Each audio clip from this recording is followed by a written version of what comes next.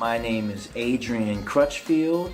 I currently live in Charlotte, North Carolina. I was attracted to the music industry when I was a child. When I was 4 years old, I went to a Kenny G concert with my parents, and Kenny G thought it was strange that a 4-year-old was at his concert, so he had my parents bring me to the stage, and he gave me a saxophone.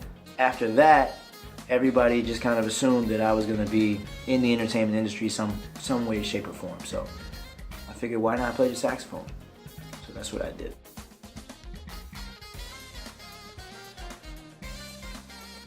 There are so many people, and everybody inspires me. If you're doing something that you want to do or that inspires you, then it inspires me. So there are a lot of people, everybody. As far as if there was anybody in particular that helped me to get to the place that I'm at now, there are many. Too many to name. But of course, every artist that I've ever worked with, whoever gave me a shot, who gave me any time, spotlight, time to shine, my family, my parents, my teachers, my peers, all of them. All of those people helped me to become the artist that I am today.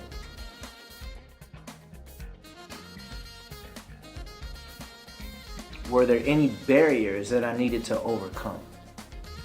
Yes. First one that comes to mind is discipline. You'll notice that in the music industry, there is a lot of talent. A lot of people, especially in school, rely on their talent. They become lazy because they just rely on their talent. They don't actually practice, or they practice less than everybody else and they're just as good, if not better. And they become lazy because they know they can depend on their talent. I was one of those people, and me depending and leaning on my talent instead of actually working was a lack of discipline. And also, you'll notice that the most talented musicians that you know usually don't have a gig, because with talent comes ego or laziness. And so it's all about discipline. You could be the most talented person out there and not have a gig, but if you have the discipline to sit down and learn things and do what you're supposed to do, then it's very easy to stay working and stay consistent. So that was the biggest barrier I had to overcome. I also had to overcome the barrier of the whole idea that saxophone's not really pop, you know, and I gotta say, I've made a career out of playing with pop artists, pop icons. So whether that be CeeLo Green or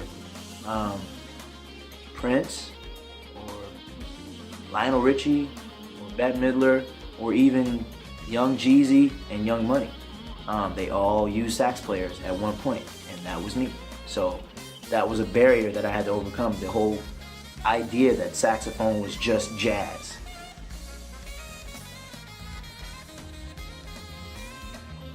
I did attend college. So I started out at a school called the North Carolina School of the Arts in Winston-Salem, North Carolina.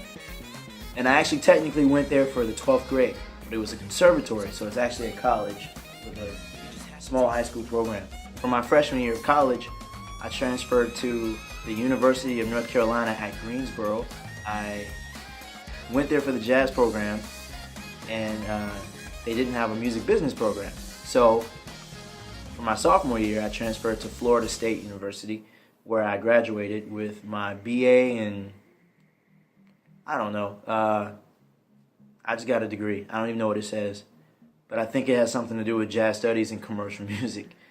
My experience with college, I hated school. I mean, from middle school on, I hated school. But I do acknowledge the fact that it was a great networking opportunity, and I made a lot of connections and a lot of contacts that I still have today and I still use today. With today's technologies and things, I mean, you can learn from Google, you can learn from anywhere. But if you want to teach or if you want to work in a field like that, then you need to go to school and get the degree to prove that you did the time. You know, I hated it, but I do understand the value of it, and I'm thankful that I did choose to go to college.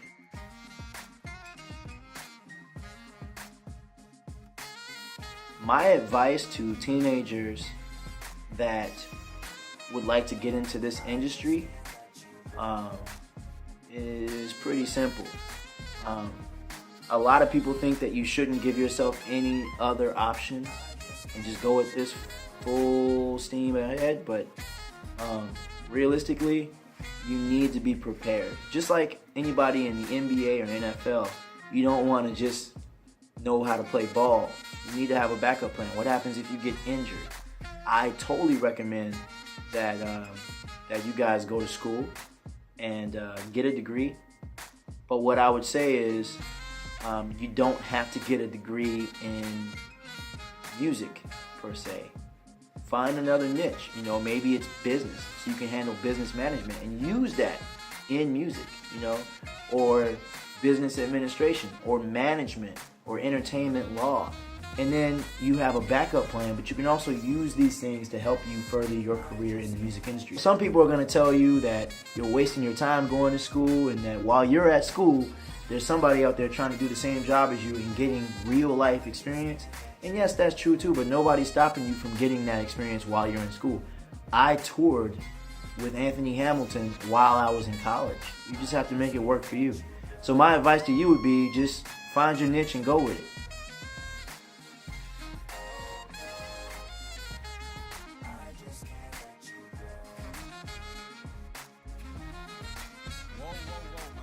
By the way, I want to give a shout out to North Monterey County High School. Y'all keep it up. We'll see you out here.